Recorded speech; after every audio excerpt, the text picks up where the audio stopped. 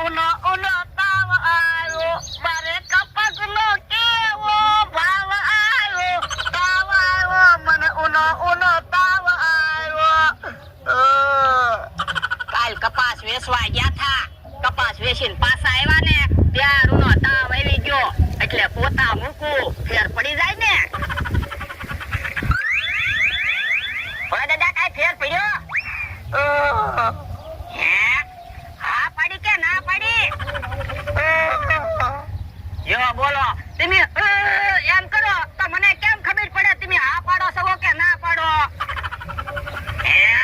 સમજી ગયો ના પાડો છો ને ચિંતા ન કરતા થોડીક વાર પોતા મૂકીશ ને એટલે હમણાં ફેર પડી જાહે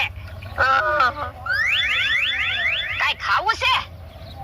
એટલે આપણે ચા પીધી ચા કડવી લાગી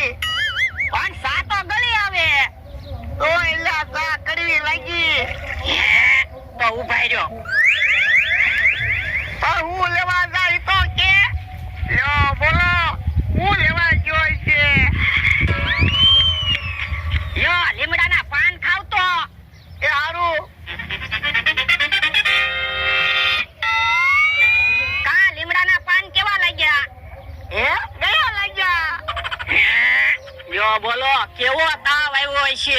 કડવું ખાય તો ગળ્યું લાગે અને ગળ્યું ખાય તો કડવું લાગે એટલે ઈ નથી સમજાતું ઉભા રહ્યો પણ હું લેવા જાય તો છે લ્યો બોલો પાછો હું લેવા ગયો છે યો તો લીલું મરચું ખાવ તો એ હારું કા મરચું કેવું લાગ્યું એલા મરચું બહુ ખારું લાગ્યું પણ મરચું તો તીખું હોય તો એલા મરચું ખારું લાગ્યું ઉભા રહ્યો યો તો મીઠું ખાવ તો ઓ બાપા મીઠું તો બહુ તીખું છે હવે મીઠું કઈ તીખું થોડું હોય મીઠું તો ખારું હોય અલ્લા હાચું કહું મીઠું બહુ તીખું લાગ્યું યો બોલો કડવું ખાય તો ગળ્યું લાગે ગળ્યું ખાય તો કડવું લાગે અને તીખું ખાય તો ખારું લાગે ને ખારું ખાય તો તીખું લાગે એટલે ઈ બોલો કે સમજાતું ના તમે ખોટું ના બોલતા ને નકર તમે મને ગાંડો કરી દેહો હો અલ્લા હાચું કહું તો પણ હાલો દવાખાને વયા જવી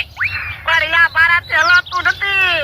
તો પણ ગામમાંથી રિક્ષા લઈ આવું રિક્ષામાં બેહીને વયા જવી પણ યા રિક્ષા વાળા ભાઈ કામે વયા જાય છે તો પણ હું રિક્ષા હાંકી લઈ પણ તને ક્યાં રિક્ષા હાંકતા આવડે અરે રિક્ષા હાંકવી એમાં હું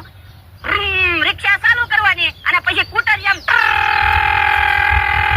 રિક્ષા હાંકવાની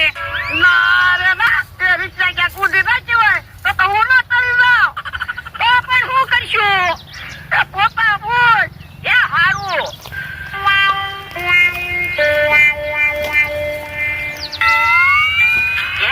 એવું કરે એ ભોળા દાદા ને તાવ આવ્યો ને તે પોતા મૂકું આમ પોતા મૂકવાના હોય હા જો ને લાદી સાફ કરવાનું પોતું તો છે ઓય બાપા કયા લાદી સાફ કરવાના પોતાથી પોતું ન મૂકવાનું હોય તો કાપડના કટકા હોય ને એને મીઠાના પાણીમાં પલાળીને કપાળે પોતા મૂકવાના હોય એવી મને ન ખબર પડે હો આ બધું વેચ તો એ બાપા તારા માણાને તો ખબર ના પડતી પણ તને ના